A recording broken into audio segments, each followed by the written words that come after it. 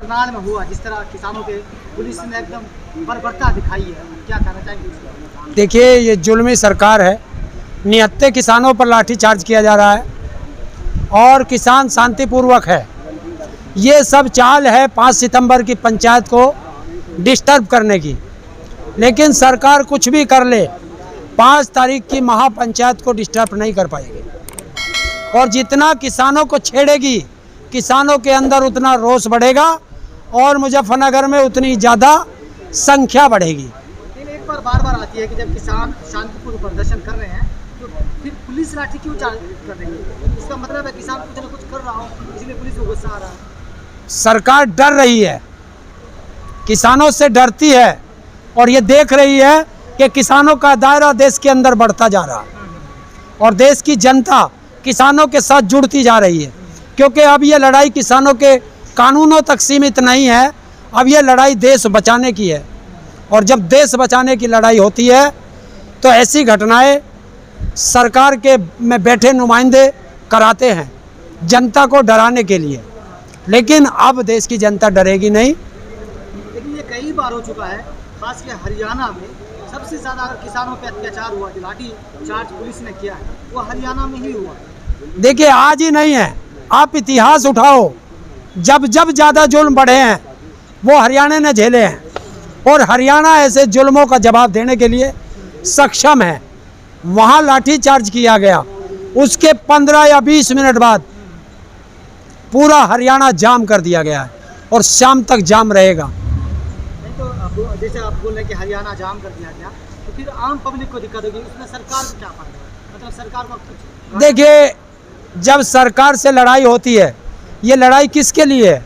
वो जो जिस को आप बोलते हैं कि आम जनता को परेशानी होती है, ये उस आम जनता की लड़ाई है, उनका भविष्य बचाने की लड़ाई है और ये रोटी बचाने की लड़ाई है, ये देश बचाने की लड़ाई है। तो अब ये लड़ाई का दायरा बढ़ता जा रहा है। लेकिन किसान का हौसला नहीं टूटेगा इस तरह से पिटाई, लाठी चार्ज? बहुत ये पता है कि सर फूटा है, तो जैसे जैसे फोटोज आ रहे हैं तो हौसला नहीं टूटेगा। आप जब जब किसान का खून दिखाई देता है, किसान का हौसला 1000 गुना बढ़ जाता है। जब तक किसान के खून नहीं निकलता तब तक किसान तो सुस्त रहता है। ऐसा तो नहीं है कि हरियाणा का जो संघर्ष है वो इस आंदोलन का बड़ा संघर्ष है और आप लोग वो संघर्ष नहीं कर रहे? क्योंकि बार बार हरियाणा में सरकार और किसानों के बीच टकराव हो रहा है, यूपी में नहीं हो रहा है। वो क्या है कि केंद्र सरकार की एक नीति है कि इस सारे आंदोलन को समेटकर हरियाणा में शिफ्ट किया जाए। तभी हरियाणा के लोगों पर जुल्म ढा रही है सरकार कि किसान सारे वहाँ पहुँच जाएं। इनको ये पता नहीं है कि ये भारत का जो किसान है ये राजनीति में भी तुम्हारा बाप है, वो सब समझता है। और हरियाणा की जनता सक्षम है इन जवाब देने के लिए।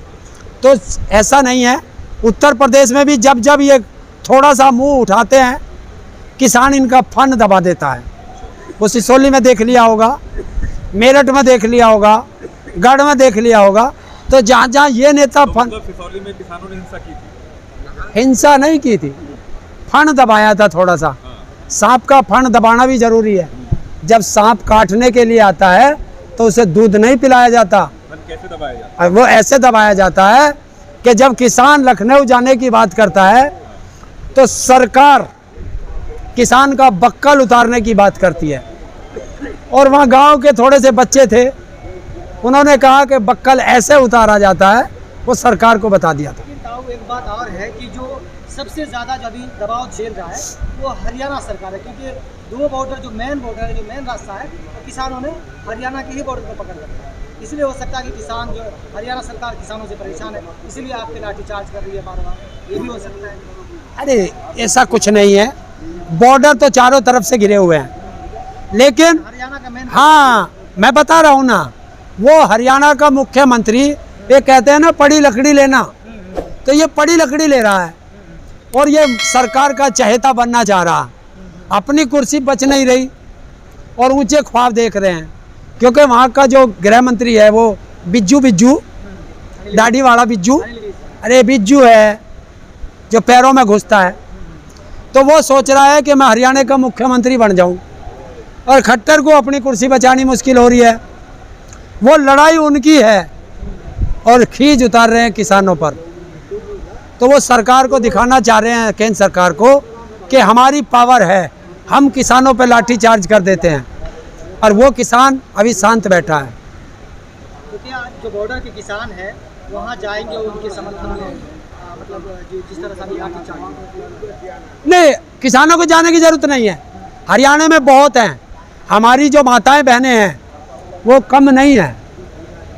क्यों कि आज़ादी की लड़ाई में भी हमारी माताएं बहनें बराबर लड़ी हैं अंग्रेजों से, तो यहाँ भी लड़ेंगी। तो एक बात होगा ना कि जैसे अभी मुजफ्फरनगर में महापंचायत है, तो ये लोग किसान जो है वो उधर जाएंगे नहीं जाएंगे, इस तरह से मार्केट होगी। अगर उत्तर प्रदेश में इस तरह का वाक़या आया पंचायत से पहले या पंचायत के दिन, तो फिर किसान क्या करेगा? देखिए, जो हरियाणा में इन्होंने किसानों को छेड़ा है, ये सोते शेर को जगा दिया है।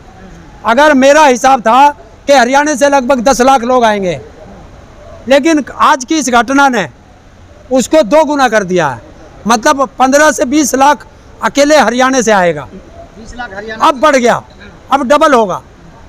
तो मतलब ये उत्तर प्रदेश की जो योगी सरकार है उसको बहुत बड़ी चुनौती मिलने वाली है आप लोगों की तरफ। ये उत्तर प्रदेश सरकार को ही नहीं, भारत सरकार को भी बड़ी चुनौती है और पूरे वर्ल्ड की निगाह लगी हुई है इस महापंचायत पे।